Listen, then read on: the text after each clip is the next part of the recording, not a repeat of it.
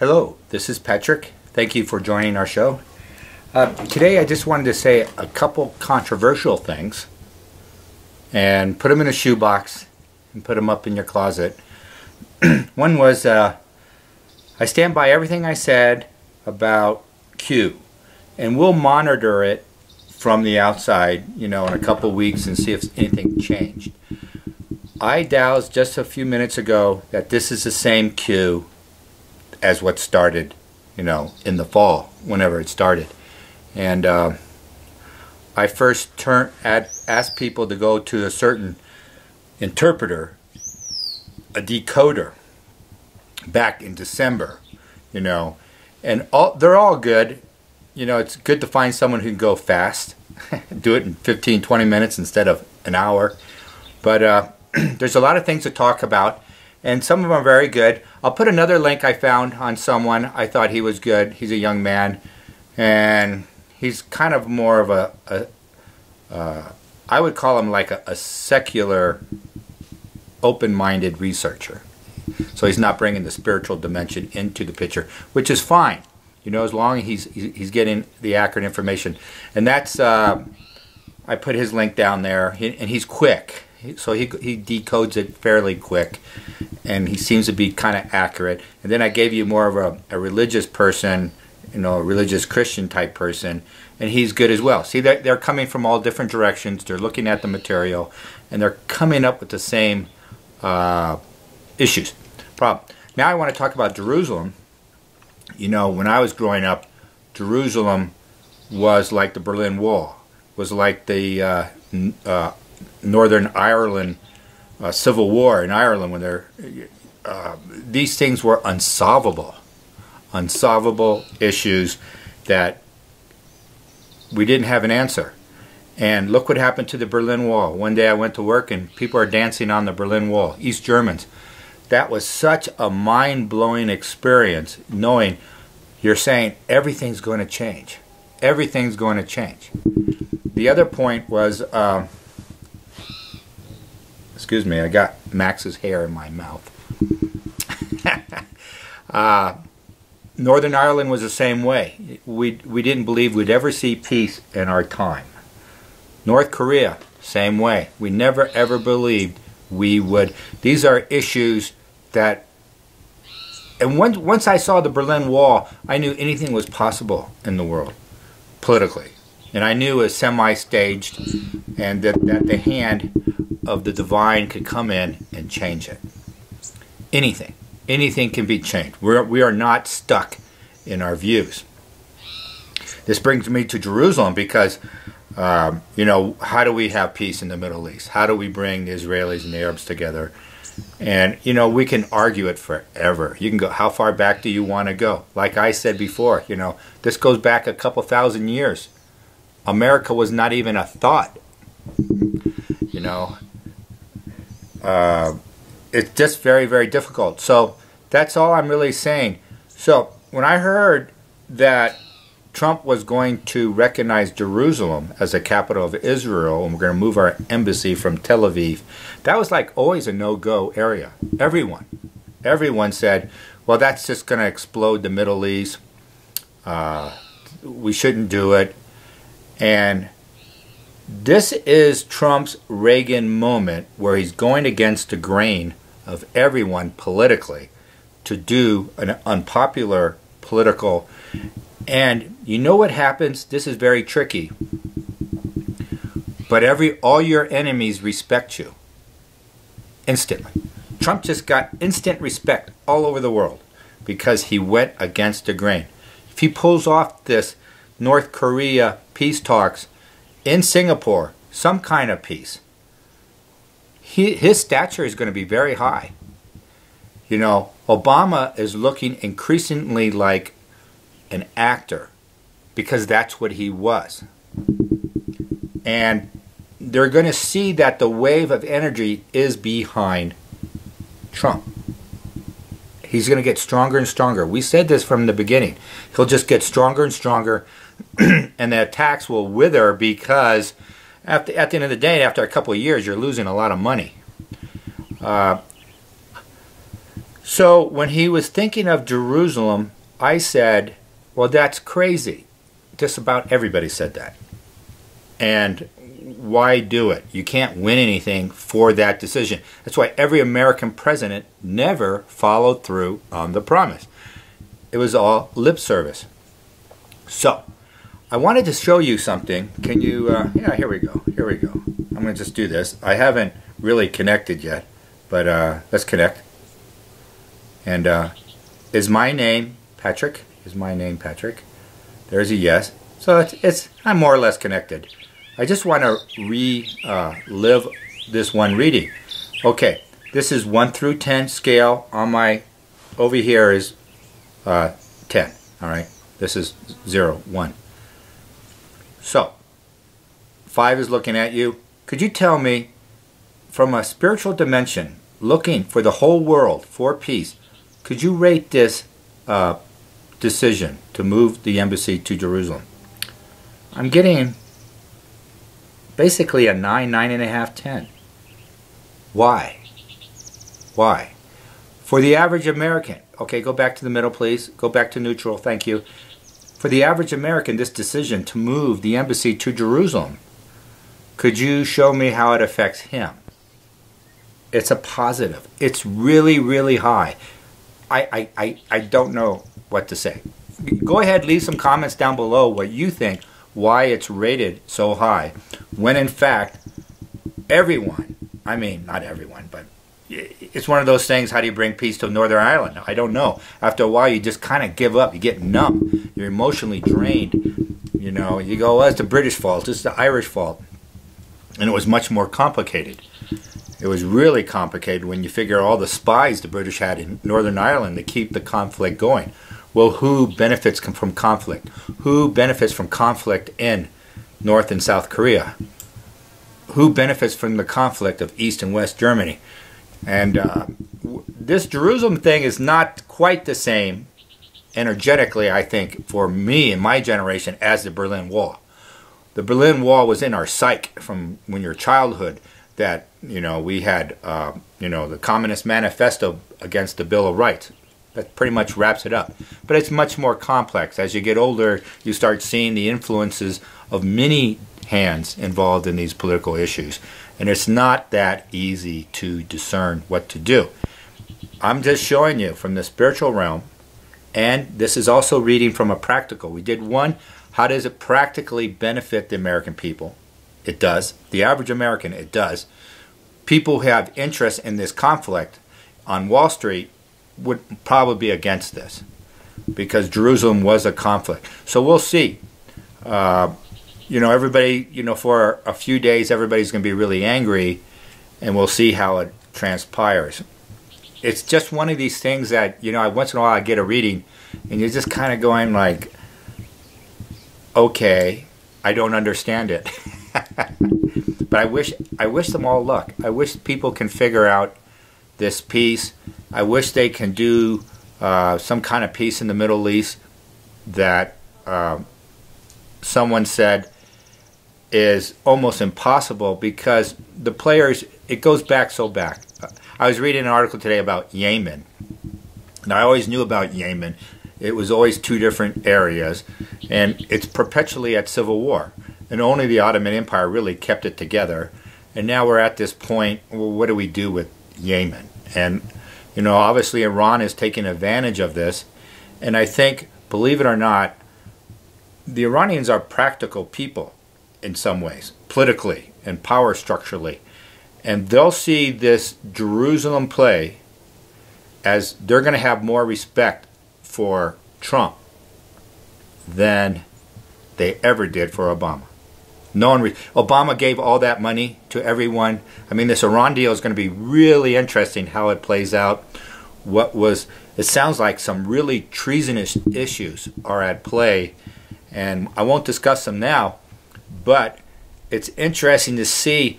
Trump's kind of just got a hand grenade and just threw it in the Middle East and just say, well, let's negotiate. He's like turning the table upside down. Let's negotiate. You know, all these things were, Jerusalem was one of those issues, like everybody knew each other's position. and no one was going to ever change their position. No one. It was carved in stone. It's been that way for 70 years, Jerusalem. And now we're at a point where Trump just comes on board and say, "Oh, forget this. Let's do something different. It's not working." And I think maybe energetically that could be what's happening. Maybe it's like, well, the hell with it. Let's just go make it the capital of Israel and see what happens. You know, nothing else was happening. We just had perpetual war and conflict. And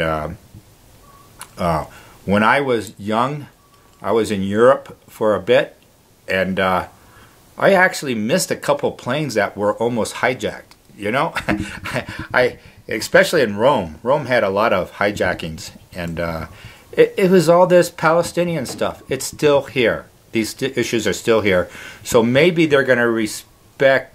We can get a speed up of the peace process. I don't know. Anything's possible. Don't rule it out. You know, we can't get to the point where we just rule it out. And something dramatic like this, well, it douses like it's better than we know.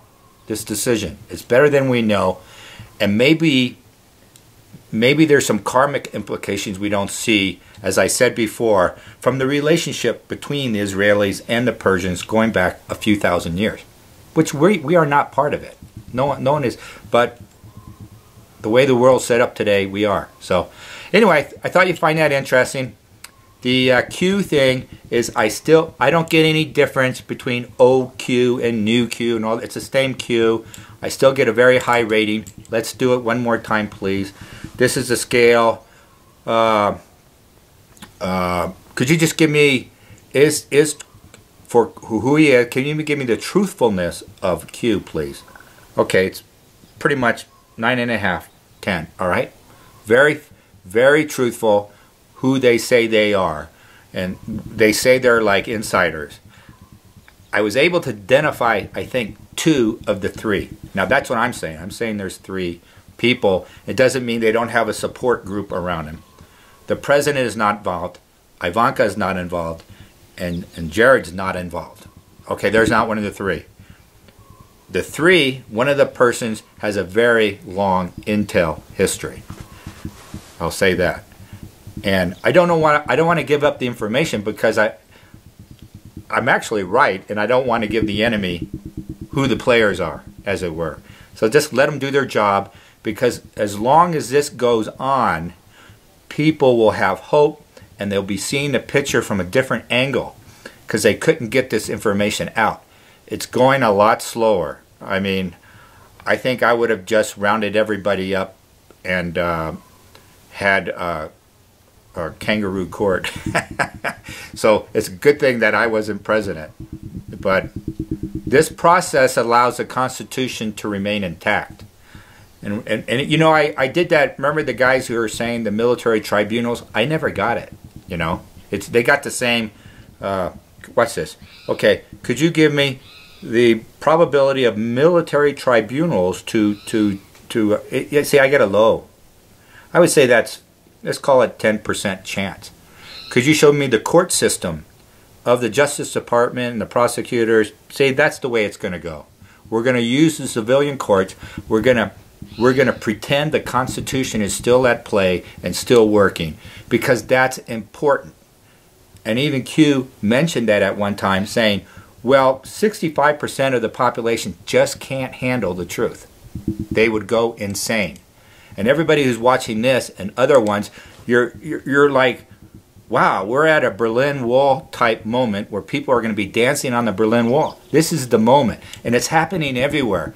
And I'm waiting for it to happen on Wall Street in the economic sector of the country, because that's the real story. Our money. Are we going to starve to death next week? Is the money going to be real? And you go on, and you know all the problems. Most of you are very well educated. I'm not just saying that. You are. You know about the economy, and you're wondering how we're going to fix this. How we're going to fix this. It has nothing to do with capitalism. It has to do with an extension of Q in a way. How do we go and look at gold and silver and the Federal Reserve and Goldman Sachs, all this debt we have, Well, whose debt is it? Where is this? Well, it's digital. Everything's digital. This is the really hard point for everyone to understand. Everything's digital. Well, it's not real. And I've told my clients, I haven't told you my background. I had many jobs actually in my life, and it was designed that way. I was going to go from job to job and have all these life experiences in a short period of time, because then you kind of learn about the system, you know. And anyway, what was I going to say about the digital money, the digital currency, the digital debt? You know, where is the wealth of the nation? It's there. I believe it's there, and I'm missing something. I'm missing a piece of, it's simple. This is a part that you can sit here with the best economic minds in the country, sit down and examine the economy, see all the problems, and you say, okay, we'll go here, and you can spend, you know, hours and hours of the best minds trying to figure out what to do.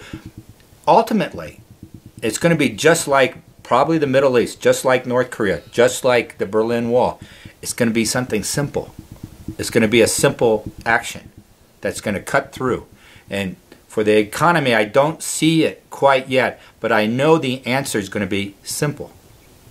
It could be something like walking into the Federal Reserve and you do an audit and you say, well, look at that. It's not $23 trillion in debt there. We have $40 trillion. But we'll just move that over to the American people side of the ledger, and then we don't have a problem. That's not the answer. I'm just saying it'll be something like that.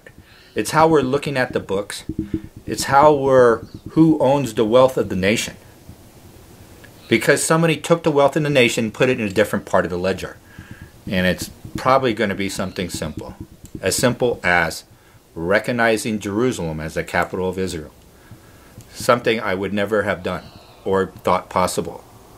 But my dowsing says it was a good move. All right? North Korea, peace with North Korea is a good move.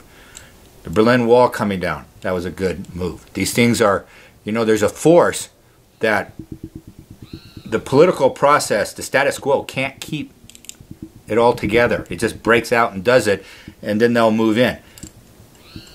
And they wreck everything. They wreck everything.